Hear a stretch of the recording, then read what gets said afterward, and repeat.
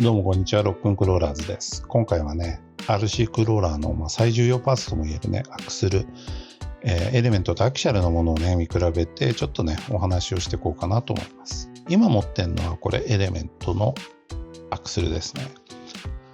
サミックスのパーツついちゃってるんでね、純正の状態ではないです。が、デフカバーとね、旅行のね、アクセサリーパーツがついてるだけなんで、ほぼほぼ変わってないですね。このね、ストレート、ソリッドアクセルですね。武骨な感じのこのデザイン。これがね、やっぱね、かっこいいですよね。アキシャルのデザインはね、ちょっとやっぱり、なよっとしてる感じ僕はするんですよね。これはこれでかっこいいよ。もちろんね、この肉抜きしてあるね、この感じとかね。で、アキシャルのパーツってこういう細かいね、プラスチックのパーツの出来がやっぱいいんですよね。で、デザインちゃんとしてるんですよね。もちろんこのリブのとこの肉抜きとかは軽量化とかね、補強もいろんな小物もこもってるとは思うんですけれども、デザイン全然違いますよね、エレメントとね。武骨とは言えない。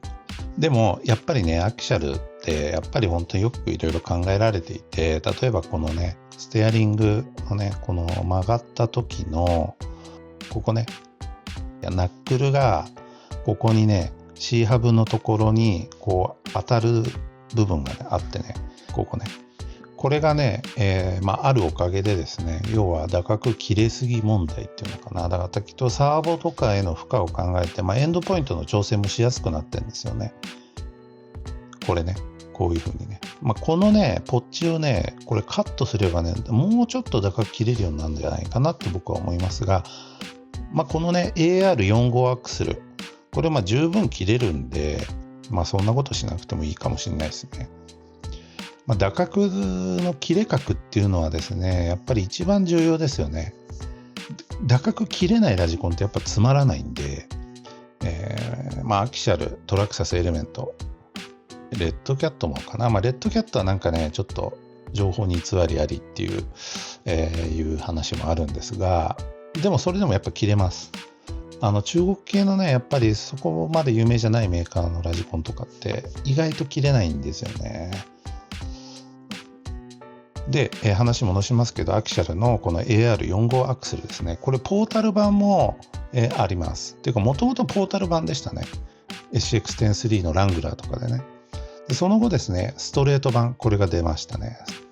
で、アキシャルのですね、アクセルのいいところはですね、このデフの中のギアですね、リングギアとベベルギア、これのですね、汎用品とかが結構売ってるんですよね、アリエクスプレスとかで。オーバードライブ設定できるやつね。でもエレメントの方はね、それないんですよ。基本やっぱトランスミッションでのオーバードライブなんで。その辺の汎用パーツの多さで言うとやっぱアキシャルかな。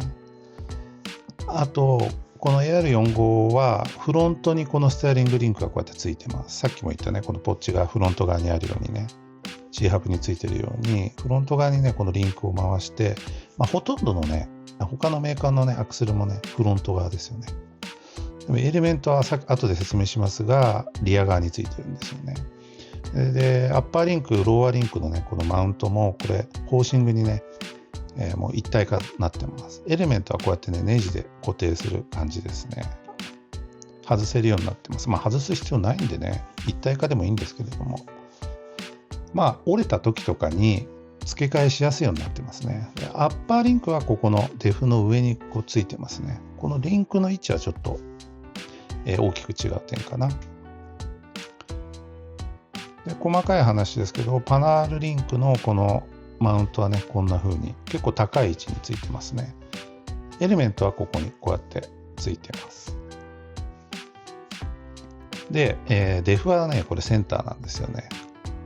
AR45 はちょっとオフセットしてるんですよね。それはやっぱトルクツイストとかね、あの辺の影響を軽減させるためらしいです。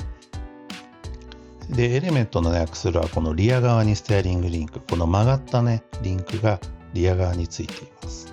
これ曲がってるんでね、ローアーリンクとかアッパーリンクとか、あとこのデフの部分とかね、をうまくね、かわしてですね、ステアリングの打角アップを、測っていますね。